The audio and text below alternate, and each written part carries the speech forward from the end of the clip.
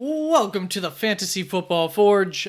My name is Steve, and it is time to, the everything's coming to a head here. The draft is coming, so first up on my to-do list is just a top X number of players on my rankings, my draft board for each position. Starting off with this video with the top 5 quarterbacks, top 5 tight ends. In a little bit, I'll play a quick ad from my sponsor, which it is me. Don't be fooled. And that will explain some of the benefits that you could get if you were to subscribe to the channel, which would mean a lot more access to a lot more than just my top 5, top 10, etc. at each position, more than what I'm showing in these videos, but covering the top of the position. Also, once the draft is here, I'll do some post draft stuff, of course, grading the drafts, each of the drafts, and also I will be here during the draft, at least for some of the days of the draft. We'll see how many people do or do not stop on through, but would definitely appreciate seeing you then. And also, before I forget, I just wanted to show you another benefit another thing that you would get that was not available at the time of recording that ad that I will be playing a little bit. This is all of the data from the NFL Combine that I have put together in a list for each player, which is color coded, as you can see at the bottom there, via how good it is compared to the rest of the players that have done the same things at each of these positions in the past 3 years. So I've been collecting the data for this for 3 years. So that is the benchmark that I use for this information. So it's a very current data set, not as big, of course, as some other data sets, but it is more current, and I think, especially this year, I mean, you see the speed of these wide receivers is just insane. So without too much further ado, I think it's about time that we get into this video, but I do want to apologize that there will not be any footage in here of the actual players throwing, as far as quarterbacks go, tight ends, catching, blocking, etc., because last year when I did do that, got a bunch of copyright claims and whatnot on here. I don't know what video I can and cannot play, and I just don't have the time to funk around with that and figure out what works or does not work. So just not gonna waste my time and effort into that. As nice as it is to have, it gets me off the camera too, makes it a little bit easier to record all of this. To be honest, I can just b-roll stuff if things look weird on the screen or whatnot, but it is what it is. Let's start off here with my number 5. Where is my little, there we go, number 5 quarterback for the 2024 NFL draft is going to be Bo Nix, as you're seeing on the screen there. I have a first to second round kind of draft grade on him.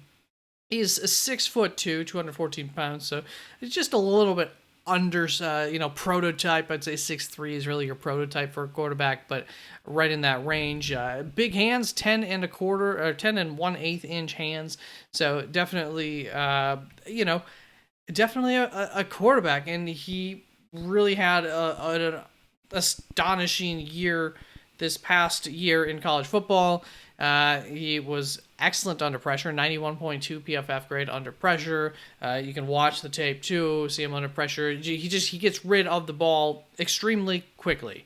He was 14th in all of college football in 2023 in terms of the average time that it took him to get rid of the ball. And I love both of those stats. I think those are two stats that will go a long ways towards success at the next level.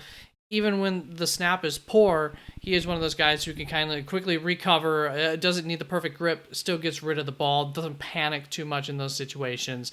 So all of those things, cool, calm, collected, kind of Bo Nix, you got to love that. For the most part, he is smart with the ball and takes a lot of short throws, and that's where, some people might not like him. He might not be very exciting. He had an extremely low turnover rate, and that would be part of the reason he was being smart with the ball. But also, it's a little bit easier to not turn the ball over when you're taking a lot of dink and dunk types of throws. But combined with all of this too, he's really good at avoiding the sack. he does not take sacks. And there are times where you should take sacks.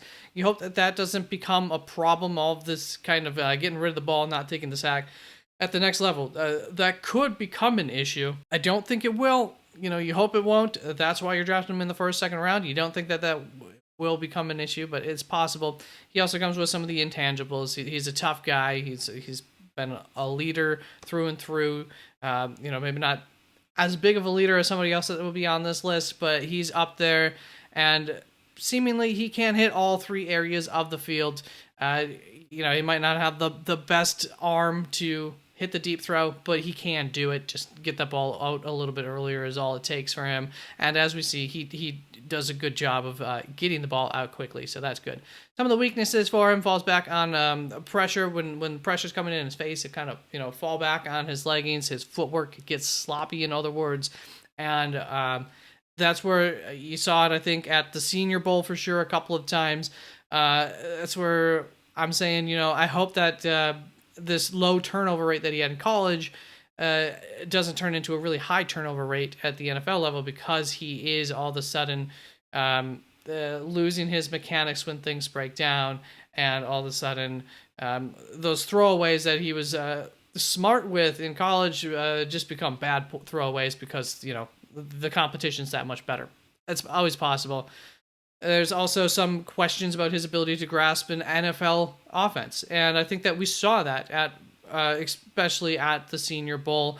It wasn't until day 3 that he looked kind of more comfortable throwing the ball there. It just took a little while, and his college career too. He's an older, more experienced is another way to say that player. He spent 5 years in college. Now that's a little bit less common or rare right now currently with these draft classes with COVID and everything not too long ago. But he is going to be 23 years old, going on 24.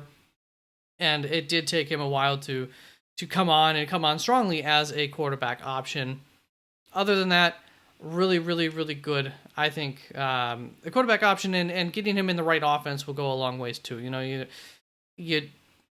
He's not Caleb Williams. We'll just put it like that, and we'll see why when we get to Caleb Williams. So let's move on to my QB4, which, of course, is not Caleb Williams. It is J.J. McCarthy. Similar grading here, first to second round grade on him. Seemingly, as of news right now, he is going to be going in the first round, but, we'll see. We'll see when everything stacks up how things go.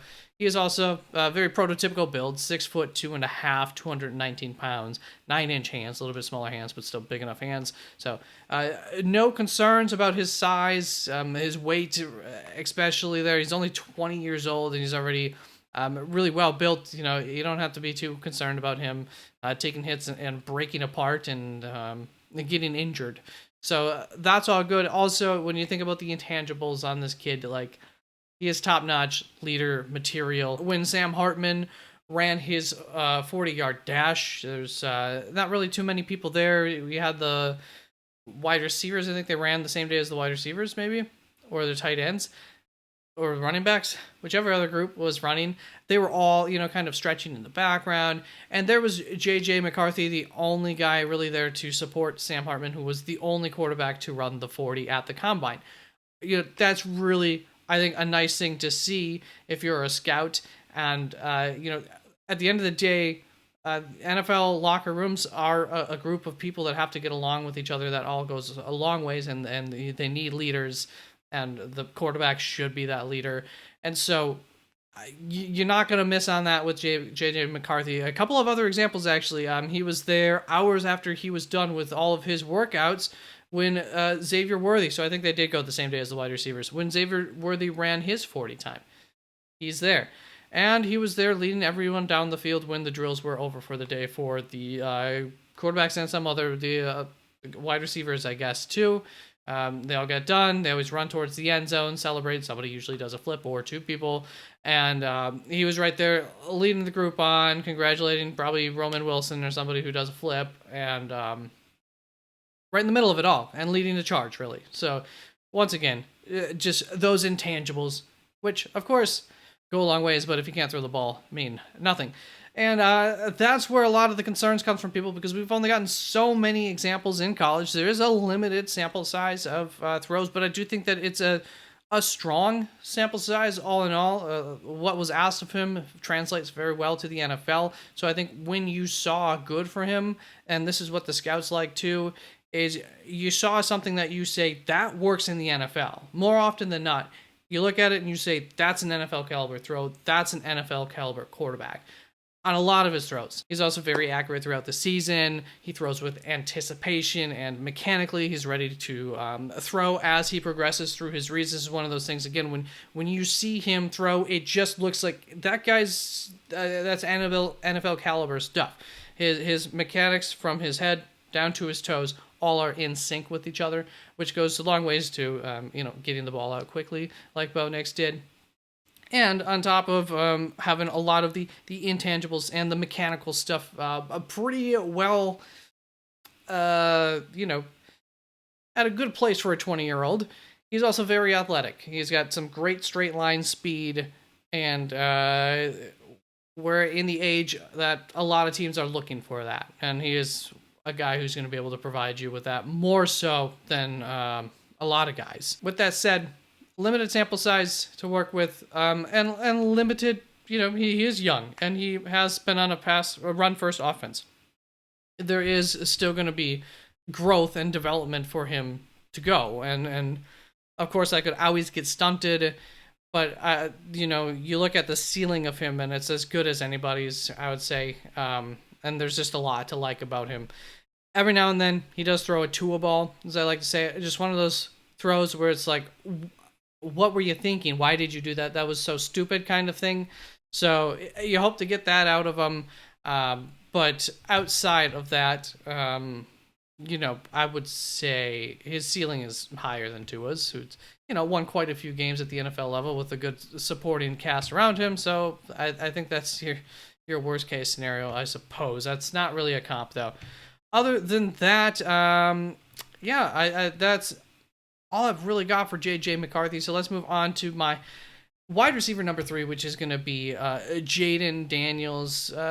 Really the least sure prospecting of mine. I've got a full first round grade on him. There's a lot of red flags for him as well for me. He is very accurate, and he excels at the deep ball, so that's all great. He's comfortable in the pocket. He has high-end straight line speed, so another guy who can take off and be deadly with the ball. Here's one of the red flags for me. So he is... I'm not going to comp him to Lamar Jackson, but he does have that kind of running ability that's above and beyond even athletic quarterbacks. He truly is a threat with the ball in his hands. You can supplant your running game with him to an extent. The only thing is I don't know that he can take that kind of beating. So Lamar Jackson is not as slender as Jaden Daniels. Jaden Daniels is more slender than Lamar. Lamar, let's go with Lamar, does an amazing job of not taking hits. He doesn't take direct hits. He deflects hits. He moves just ever so slightly as the hit comes in, and it just kind of brushes off of him. Yeah, it's still enough, force that he's going to be going down and everything, but he does an amazing job of taking care of his body. When he has gotten injured, usually it has not been while he is 10 yards downfield and running. Maybe he's scrambling inside the pocket, trying to get out or something, get tripped from behind, those types of things.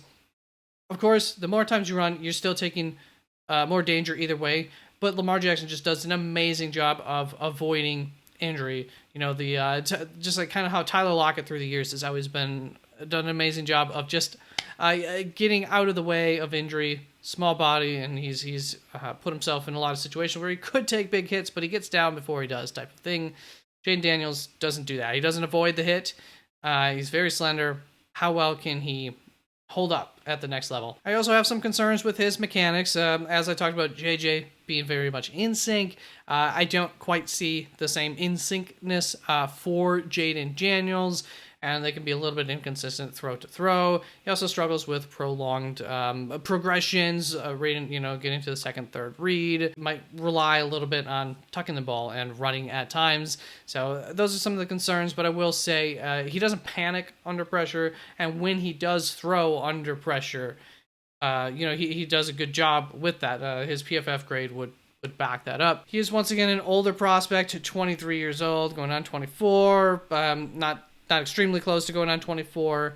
I don't know his exact height and weight. That's why I didn't do those. But he's a great prospect, and he is pushing my number 2 quarterback.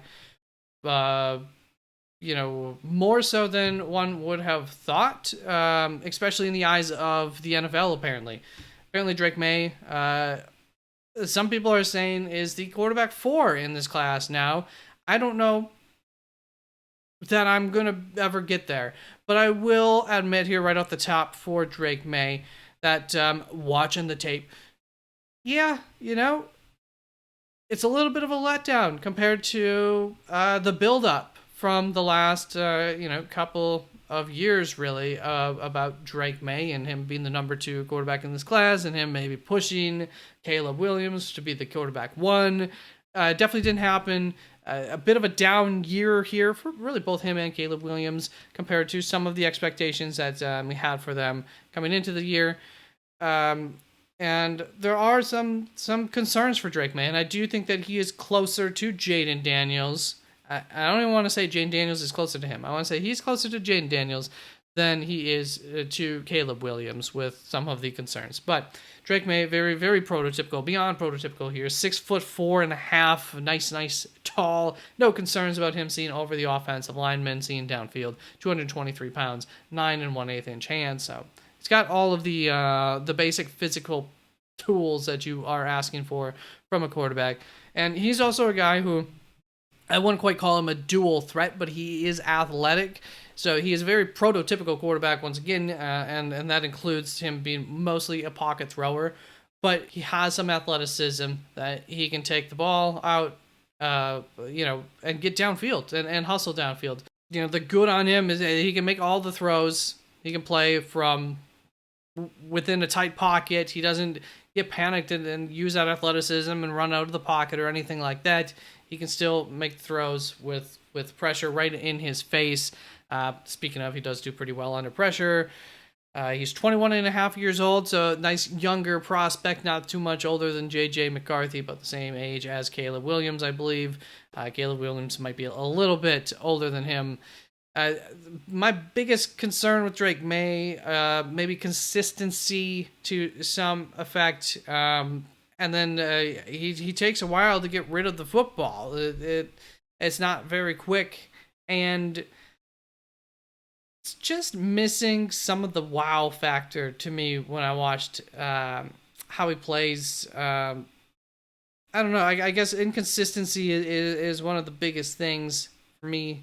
I'm going to have to watch these guys a little bit closer, 1 or 2 more times to really be 100% sure with where I have them ranked, but I'm quite sure. I feel pretty strongly Drake May still really, really good prospect. Well, that I feel strongly for, and good enough that I think I'm going to keep him ahead of Jaden Daniels, just with the injury concerns. Drake May's done it for a couple of years. Jaden Daniels has come on basically this year. Also had a good year last year, but also was just terrible not too far back in his college career.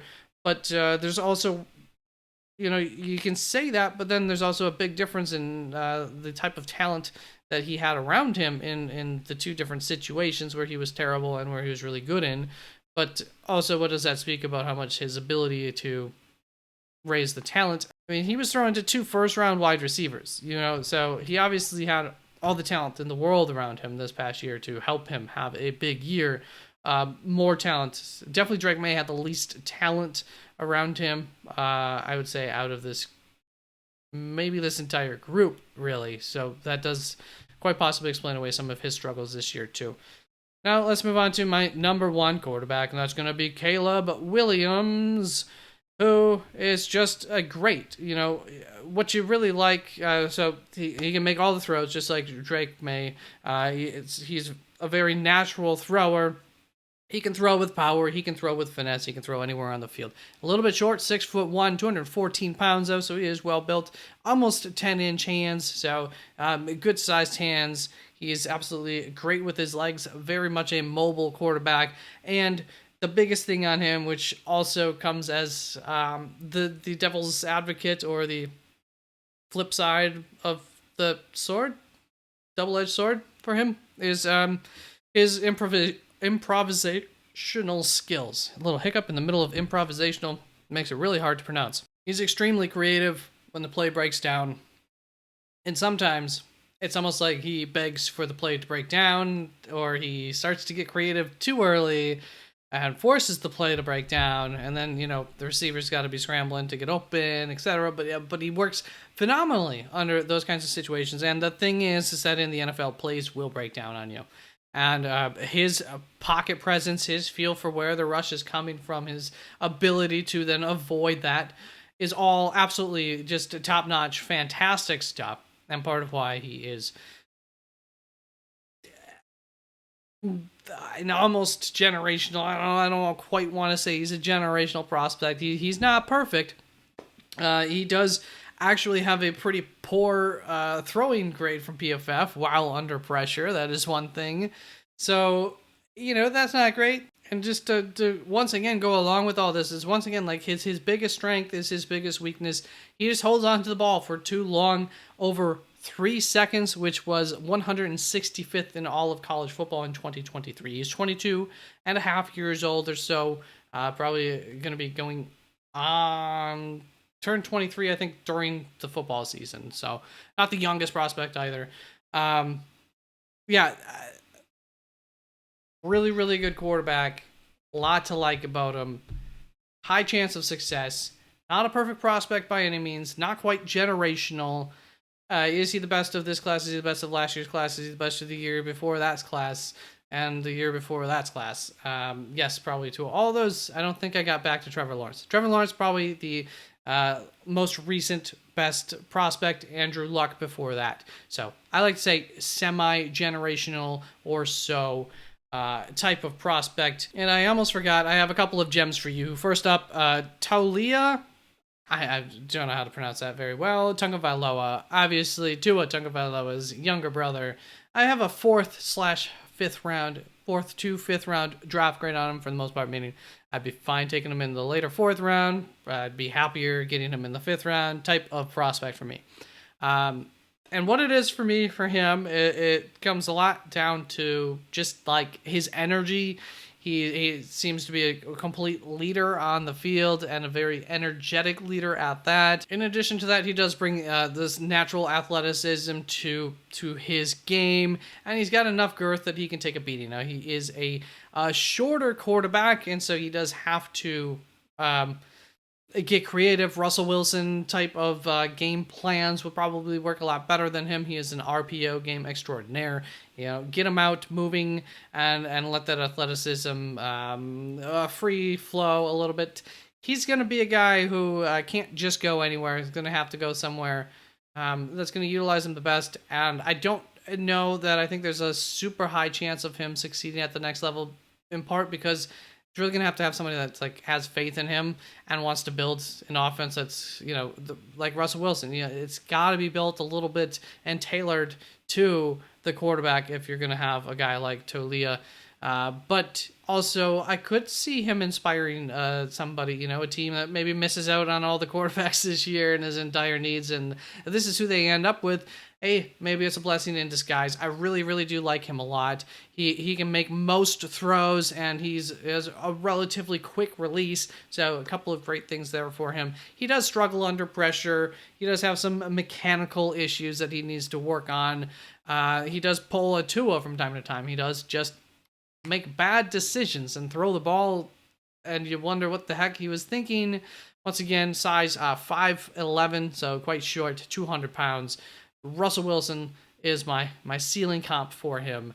I do think that it is possible, though, given, once again, that energy and the leadership that I think he clearly displays out on the field. So I really like him, and hoping him, the best for him with his career. And then the second gem there, Devin Leary. I don't watch a whole lot on this guy. He's average throwing to the intermediate portion of the field is one of his strengths. He has a decently quick release is another strength I have written for him. 7th round guy here. He's horrible under pressure. He can't really throw the deep ball very well.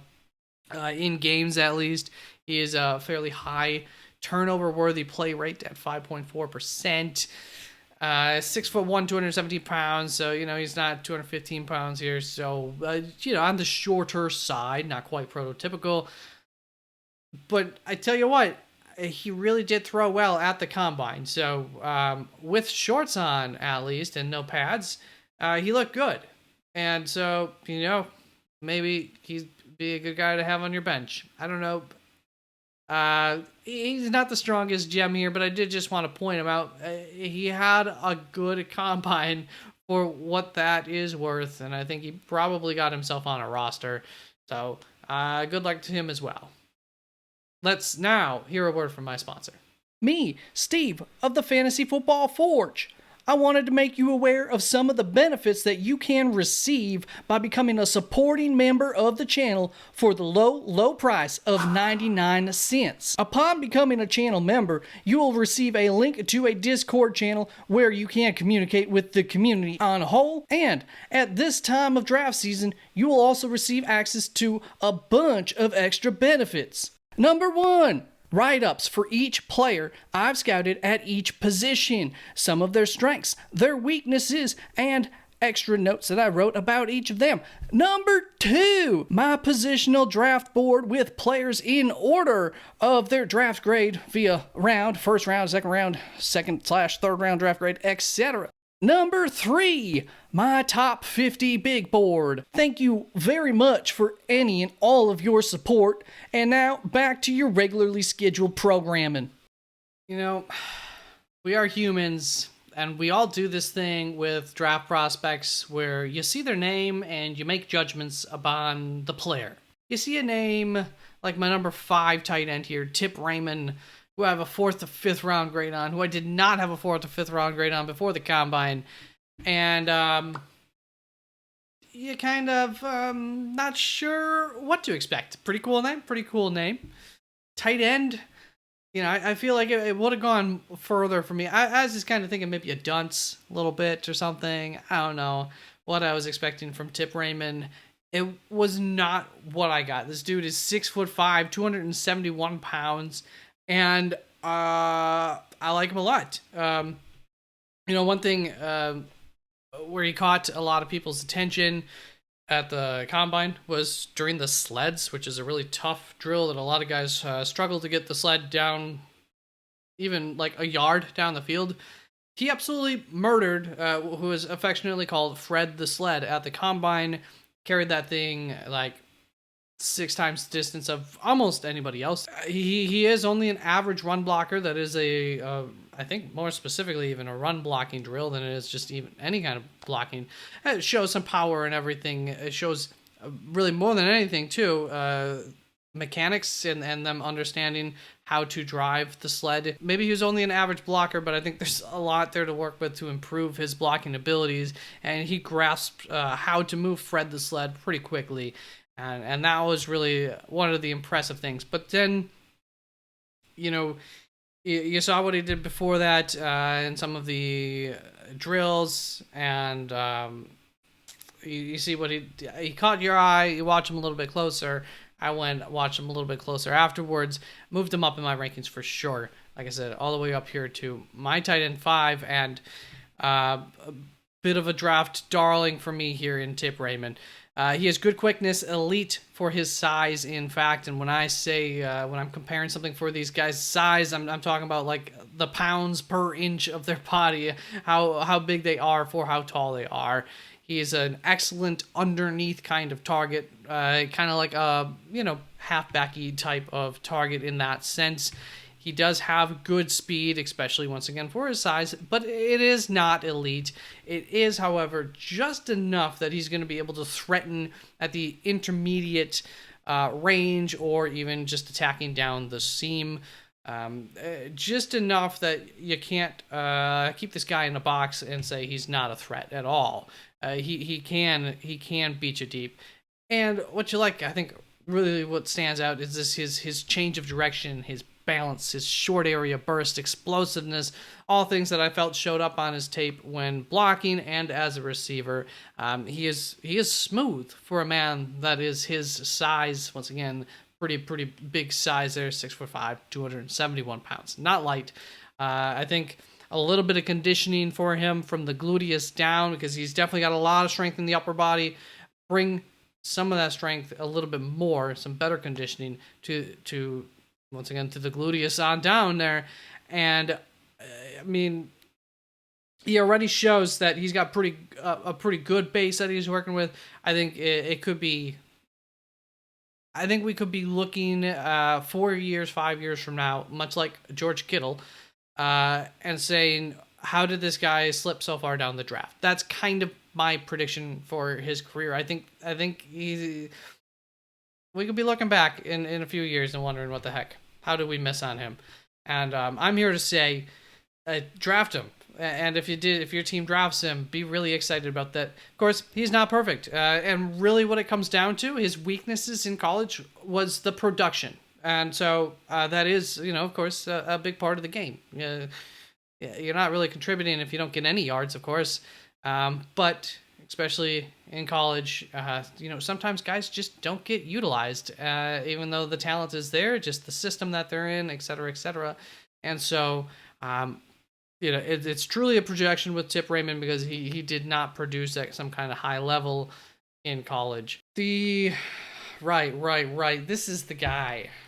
I always forget about this little nugget, because at first it was the only thing that I really knew him for. He doesn't believe that pigeons are real. So to me, this is a note I wrote originally. This actually concerns me, but it's only enough that I would make it a losing tiebreaker type of deal between himself and another prospect. If you're this gullible, you don't believe pigeons are, what the heck's going on in this world? Nuts. And I guess the best argument is because you haven't seen a baby pigeon. I haven't seen a baby hippo. I haven't seen a baby almost any animal ever. I've seen them on National Geographic. You can go on YouTube and you can Google pigeon babies and you can see them just fine. What are you talking about here? It's insanity. I don't even think I've seen young kittens and puppies, but I don't think held in my hand anything younger than 6 weeks or something like that, 8 weeks. You could make something just like you could make a pigeon. Why pigeons? What? Just insanity. It gives me, I don't know if I want that in my locker room, but outside of that, I freaking love him. And I'm expecting a possibly great career for him. He's built like a dog. Go check his stuff out and see what you think. Let me know what you think of Tip Raymond. Let's move on to my fourth tight end prospect here in Ben Sinnott, who I liked more than Tip coming into the process, and I liked him more still after the process here. After the combine is really what I mean, not the whole process. But I liked him more before combine, still like him more. Got a 3rd to 4th round grade on him. 6'4", 254 pounds, so a little bit shorter, on the shorter side for a tight end, ultimately. He is not an ultra physical player at 6'4", 254. More often than not, he does go down once he's wrapped up after the catch. Going through some of the negatives first here. He is below average in height, hand size, arm length, and wingspan. So, more compact H-back type of build. He has average speed. However, for his size, he has above average speed. So for his compact build, that speed, he might find some mismatches if he's going downfield on you, is really what that comes down to. He is a move tight end, like I said. You can put him in the slot, you can put him in the H-back, fullback, halfback type of role, and he is big enough. You can put him on the inline as a tight end and move him there if need be, or even as a backup plan. If your tight end one goes down, he can come right in and help you out there as well. But where he's going to help you is in the receiving game. He's a great receiver. He's also a great elite run blocker for you. He's a great separator for a tight end as well down the field. He checks out with his agility testing. Once again, not deep downfield, short, maybe to intermediate kind of range type of target in an H-back. And what I will say about Ben Snott and what I really enjoyed about him, and I hope doesn't ultimately hurt him at the next level, is, what I talked about. He's not ultra physical. He does have this bigger build, 6'4", 254. Size-wise is nothing small, that's for sure. But he plays like he is... He plays a finesse type of game. I wrote that the kid's got moves. He acts and plays like, or at least he tries to, he's 40 pounds lighter. I act like I wrote that he plays like essentially a large slot receiver, more so than an H-back. He, as I recall, it had like, spin moves, was jumping people, just doing all of the touch finesse type of things with the ball in his hand instead of just running through people. And you would like to see him just run through people a little bit, but he plays the finesse game with such vigor, and I just loved it. Fell in love with it a little bit. So big fan of Ben Snott and what he could potentially be at the next level. Would be happy to get him at the end of the second day of the draft, and would be really excited to get him and early day three is, I think, the latest that he'll go. He's top 1 to 3 tight end in the class. I'm stalling, trying to find the next page for this slide. There we go. It's going to be Cade Stover, who did not help himself to me at the combine at all, really. In fact, he might fall a little ways from me, but ultimately why he hasn't fallen for me, it comes down to one note that I have written about him, and that is that he's like a smaller version of Pat Freiermuth to me. I think that he's just a natural tight end, and I have a lot of faith in what I just see in the tape, and I like it. And he's a more prototypical, typical type of tight end. 6'4", 247 pounds, so ultimately same weight and everything as Ben Snott, but different type of tight end. He plays a lot more physically. He's a very physical dude, good at contested catches, had 0 dropped passes in 2023. He's got great hands. He's just a great receiver in general. Gets very effective, very efficient while he's on the field in terms of helping his team. Great yards per route run, which means that he's getting open. He is, the quarterback is targeting him. Gotta love all that. Plays with the mentality of a traditional tight end. He's very physical after the catch. Talked about that. He's shown game speed to beat the linebackers deep down the field. Does a pretty nice job of finding soft spots against zone coverage, which I always look for that in tight ends. I really like, the Travis Kelce effect, essentially. I always look for that kind of skill set. As far as his athletic profile, there was nothing, impressive about it. Like I said, not an impressive combine by any means. Perfectly fine combine, just not impressive at all. His catch radius is a little bit limited. He's a bit of a stiff route runner, not an elite separator. He's a willing blocker, not a great blocker. Some of the issues with Cade Stover and why he's a 3rd to 4th round kind of guy instead of a little bit higher. But I think that he's going to be able to add a little bit more weight to his frame. I don't think that he's at his biggest yet, and that should help him become a better blocker as his career goes along.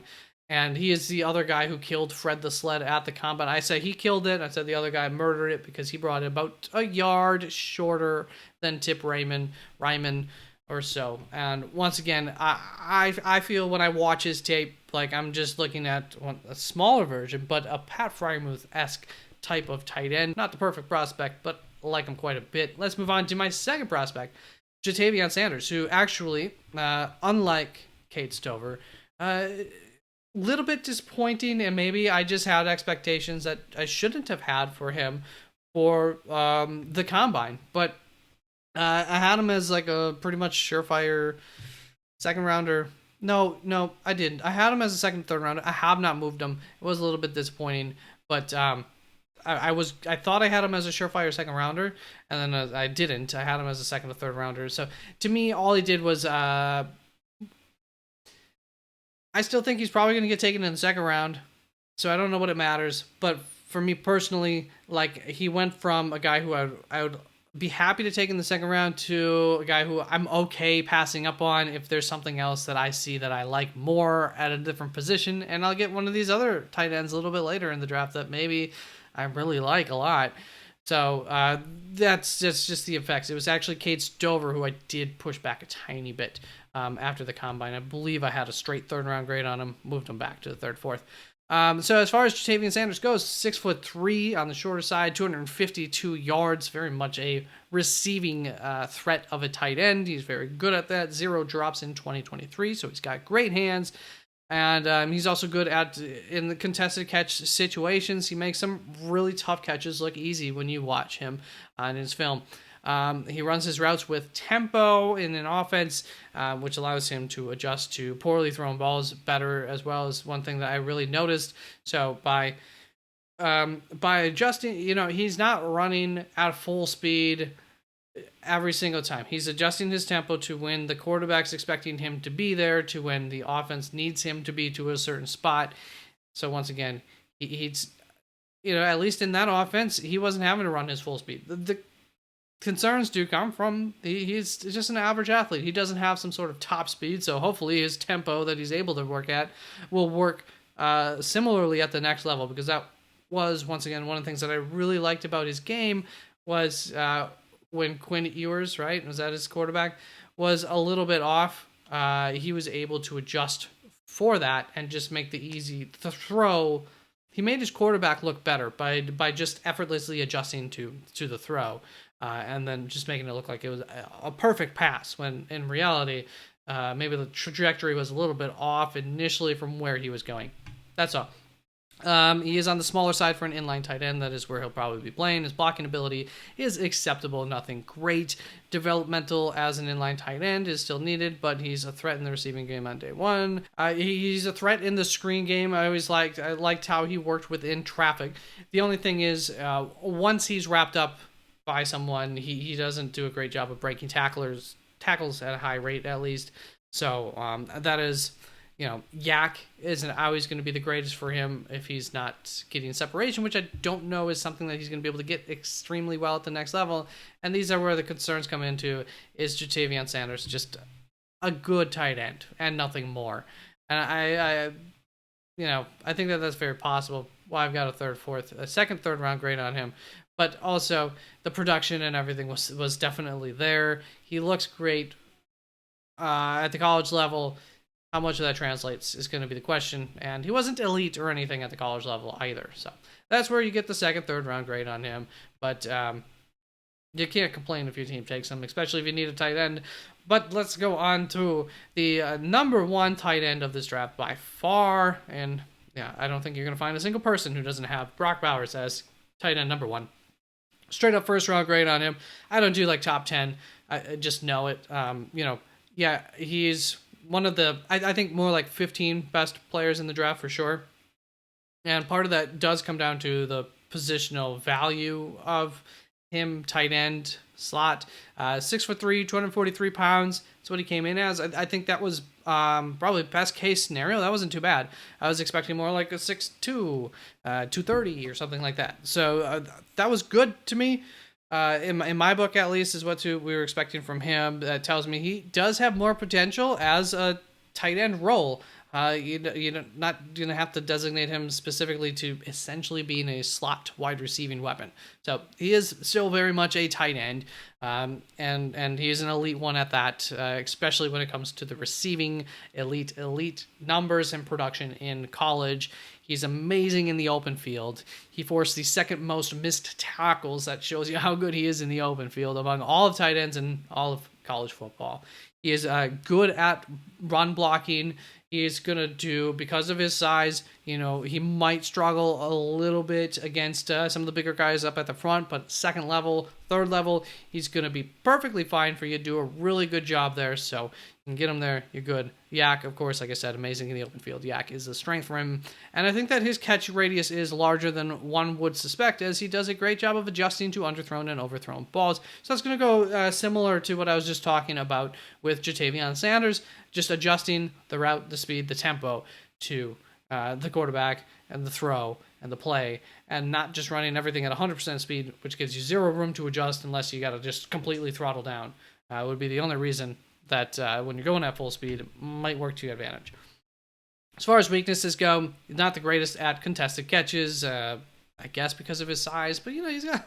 I mean, there's a lot of wide receivers who are smaller than that, so not his biggest strength there. But of course, he is going up against like linebackers and not cornerbacks. But that's when if you can get him in the slot, you can get those mismatches, and that's where he becomes a complete weapon. He's a mismatch weapon because he's too fast, too agile, too great and experienced in route running and all that for your average linebacker to cover him well. Strong safety's gonna probably gonna be your best bet for covering him.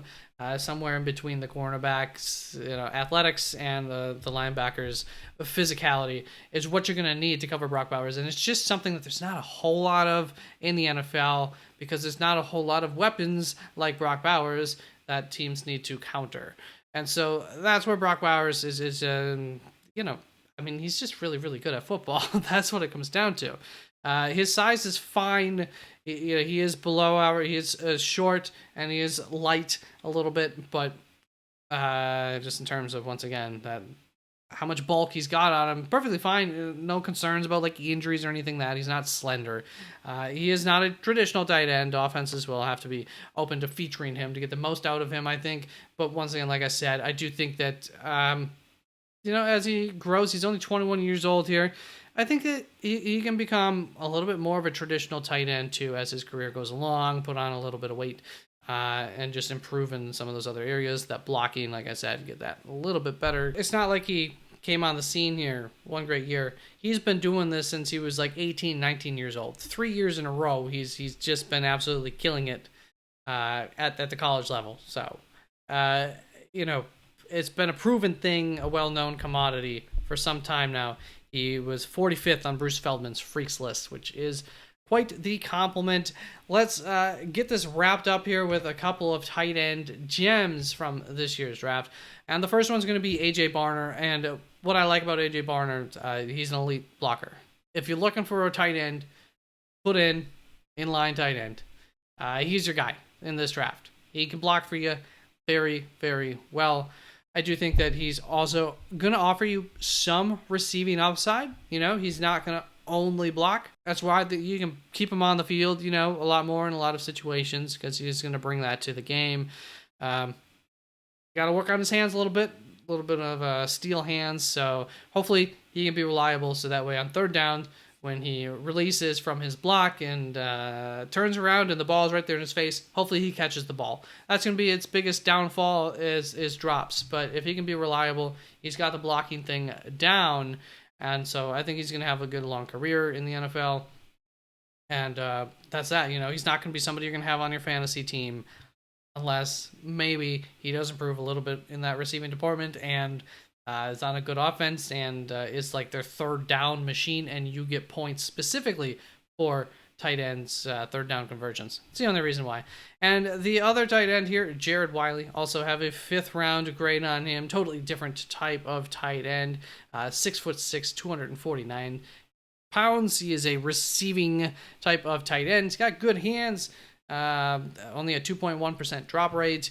Good receiving grade. He's tall, lanky kind of target. Kind of looks like a younger Jimmy Graham to me. There's somebody else that keeps getting comped to Jimmy Graham. I'm not really comping him. I'm just saying that he kind of looks like a younger Jimmy Graham to me when he's out there. He has above average arm length, longer arms, so that's good. He's a definite red zone threat, but he also has some impressive yak ability for his size. Not like I'm predicting him to be the next Travis Kelce or anything like that. But for his size, impressive. High IQ player. I think that he should adapt at the next level pretty quickly because of his understanding of the position that he shows, as much as I can tell. And he's got above average top end speed to threaten deep, and he's got some explosive thighs on him. So, pretty big fan of Jared Wiley. It sticks out to me on tape. I was impressed with him. Where he struggles, the run blocking, big struggle. He is slender, below average, size there, 249 pounds, about the same weight that we were just saying for Well, what Brock Bowers even at 6'3". So you get a little bit concerned how well he'll be able to hold up once you get a little bit of less fat on the bones at the NFL level. Take a lot of hits and they can hurt. And so, we'll see. But other than that, footwork, quickness, getting in and out of breaks, not great. Bad agility. So that's, once again, a limiting factor to his game. But as far as a deep threat, tight end 2 kind of guy, get on the field, that's your receiving tight end. I really like him in that role. That's going to be, I believe, it for me for the tight ends and the quarterbacks. I hope you enjoyed this video. Wide receivers will be coming up in the next 2 to 3 days. That is the schedule for all these positions, going 2 to 3 days. And then after that, I will start to work on drafts for each. I'll be doing the AFC and NFC North, and I'll have the computer pick the other picks, and I'll do like 3 rounds for each team in the AFC and the NFC North in one draft. Just pick for those 8 teams. And I'll do that 4 times. And in the meantime, I'll have a draft 2.0, maybe a 3.0, and a 4.0 or a 3.0 coming out like the week of the NFL draft. And then we're there. So time is a flying. And thank you for all your support. Love you guys. Peace out.